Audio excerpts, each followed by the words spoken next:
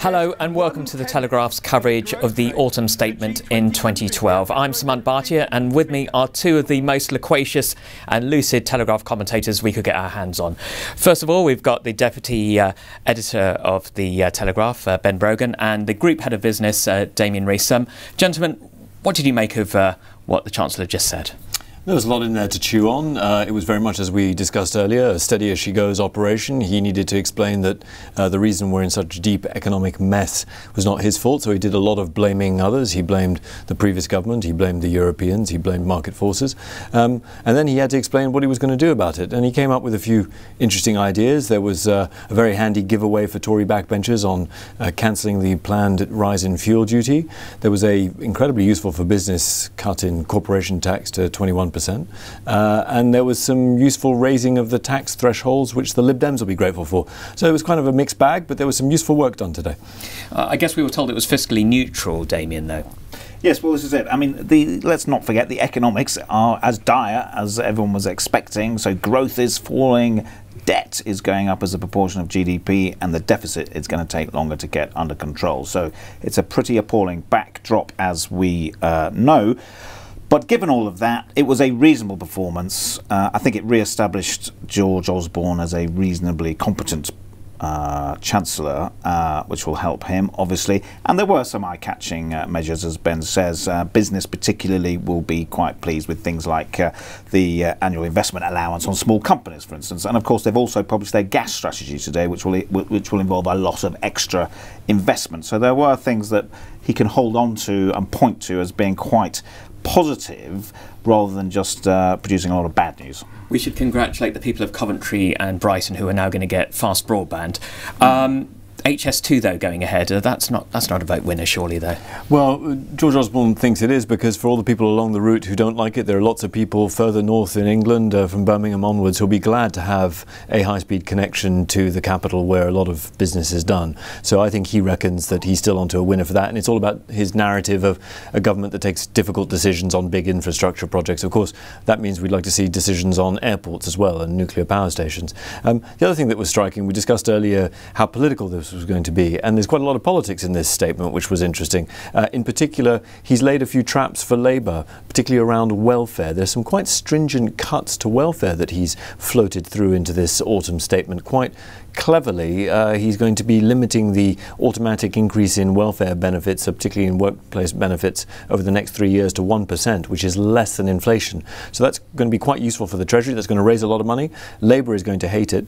But he's also going to be putting a lot of his welfare cuts packages through in the form of legislation, and he's going to be inviting Labour to vote against it. He reckons that voters are going to be very enthusiastic and supportive of anything that cuts down on the welfare bill, and he hopes that Labour will oppose all that and will get punished by the voters at the general election. I guess other potentially positive news that the coalition was trying to, I suppose, espouse is the fact that we're going to get better growth, the borrowing figures are going to come down.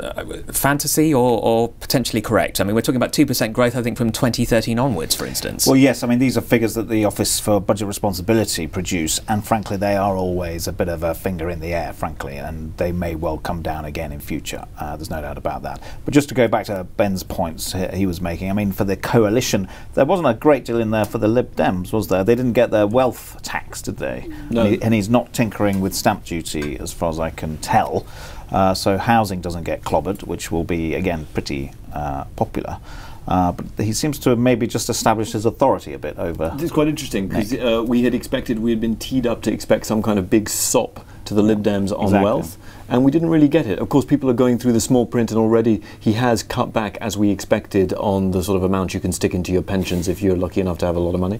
But there wasn't anything that the Lib Dems could waive. However, what was telling was that his final announcement, I thought, which really is going to be politically useful for Nick Clegg, is that he has increased by further than we expected the threshold at which you start paying tax. And so that is getting very close now to the £10,000 mark, which was a big Lib Dem commitment. And so I think the Lib Dems are going to be able to say that it's thanks to us that a whole lot of people at the bottom end of the income scale have been taken out of tax altogether. And I think Nick Clegg is going to be glad to be able to waive the fact that the 10,000 threshold that he has been talking about is now just a few £100s off. And employers, of course, won't be able to moan either, because he's reduced corporation tax again, which wasn't expected. So from next year, from 2014, it'll be down to 21%. So by far the most competitive in the G20 for certain. Yeah, but what's interesting is that we talk about how this is fiscally neutral. In other words, it all evens out. But of course, there are people who are going to end up paying more tax. There's quite a lot of people who are being dragged into the 40p rate of tax because he hasn't uprated the allowances by as much as he could have done. So that means a lot of people on what would be considered fairly middle incomes for professionals are suddenly going to find themselves paying more tax because they're going to be higher rate taxpayers.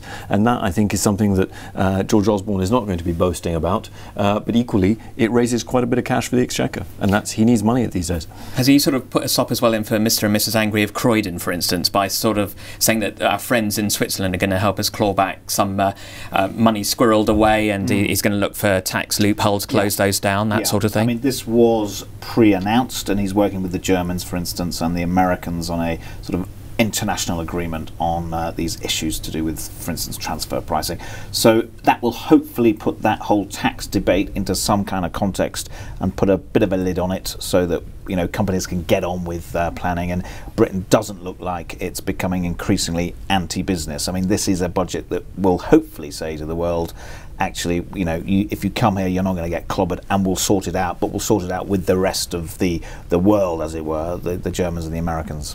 There's a great tension going on here. On the one hand, there is great pressure on the government, and in fairness, the Chancellor is ramping up that pressure on tackling tax avoidance of all sorts, and in particular making sure that the people with the most money, who may be tempted to salt away their earnings in bank regimes like Switzerland, where there is bank secrecy and they can keep it out of the grasp of the tax man, to make sure that they are paying more. Of course, the great French statesman once said that the art of taxation is to pluck the goose without the goose noticing. And of course, Britain is also saying we want to be open and competitive globally. We want to be a place where the wealthiest come to invest, to live, to spend their money. And of course, the more you crack down on tax avoidance, the more you could be seen to send a message to people that actually they need to go somewhere else. Wealth is very mobile, and what you don't want to do is drive the wealthiest away from Britain. So George Osborne, I suspect, is very sensitive to that balancing act between attracting the wealthy to come here and not, while at the same time making sure they pay their fair share.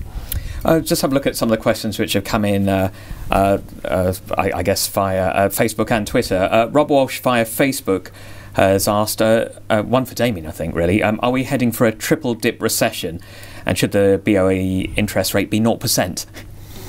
No, it shouldn't be 0%, because that, for all sorts of technical reasons, would really screw the economy, and Mervyn King has already said there's no chance of it going to 0%. Are we heading for triple dip?